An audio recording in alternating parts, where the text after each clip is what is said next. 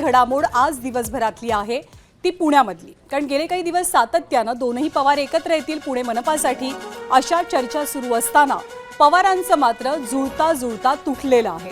अजित पवारांनी या एकत्र येण्यासंदर्भात किंवा दोनही पवारांच्या युती संदर्भात एक अट ठेवलेली होती आणि ती अटच या दोघांच्या युतीमध्ये मिठाचा खडा टाकणारी ठरली आहे असं बोललं जातंय।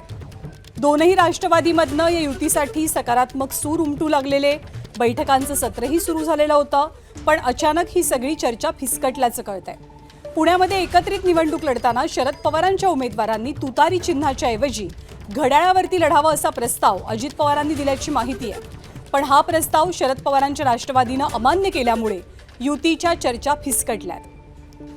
तासागणिक बदलणारी ही राजकीय समीकरणं पाहता आता पुण्यामध्ये कोणता पक्ष कुणासोबत लढणार याची उत्सुकता मात्र कमालीची ताणली गेली आहे। पण तुर्तास तरी दोनही पवारांची युती फिसकटलेली आहे अशीच माहिती आहे।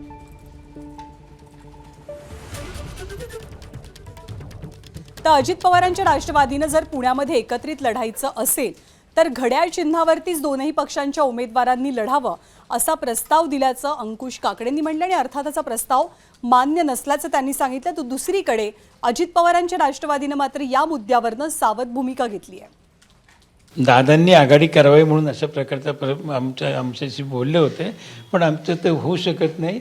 एक कर्सी म्हणून त्यांना कळवं की आमची आघाडीच्या संदर्भामध्ये चिन्हाच्या बाबतीमध्ये चकार शब्दांनी चर्चा झालेली नाही। आम्ही अजितदादांची काल भेट घेतली ही वस्तुस्थिती आहे, पण आमची कुठली तिथं आघाडीच्या संदर्भामध्ये चर्चा झालेली नाही। गेल्या अनेक वर्षामध्ये पुणे पिंपरी चिंचवडच्या सगळ्या निवडणुकीमध्ये राष्ट्रवादी काँग्रेस पक्ष एकत्रित असताना एक हाती निवडणूक जिंकण्यामध्ये अजितदादांचा सिंहाचा वाटा आहे। स्वाभाविकपणाने आता कोणाबरोबर काय करावं, निवडणुका कशा लढवाव्यात त्याचा निर्णय त्या ठिकाणी ते घेतील। आणि पुण्यामध्ये दोनही राष्ट्रवादींच्या एकत्र येण्याची चर्चा जरी फिसकटलेली असली तरी पिंपरी चिंचवडसाठी मात्र अजूनही दोन पवारांच्या युती संदर्भातल्या आशा मात्र कायम असल्याचं दिसतंय।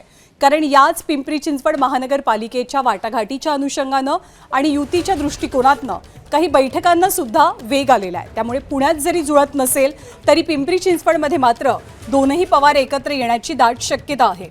आज सकाळीच अजित पवारांच्या पुण्यातल्या निवासस्थानी शरद पवारांच्या पक्षाचे नेते अमोल कोल्हेंनी अर्धा तास चर्चा केली आणि पुण्यात केलेली चूक अजित पवारांनी पिंपरीमध्ये टाळत घड्याळ चिन्हावरती लढा असा प्रस्ताव पिंपरीसाठी दिला नसल्याची माहिती आहे।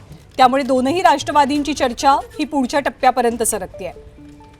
अजित पवारांनी आता पिंपरीचे आमदार अण्णा बनसोडे आणि चिंचवडमधल्या पदाधिकाऱ्यांसोबत एक तातडीची बैठक सुद्धा घेतली। एबीपी माझा, उघडा डोळे बघा नीट।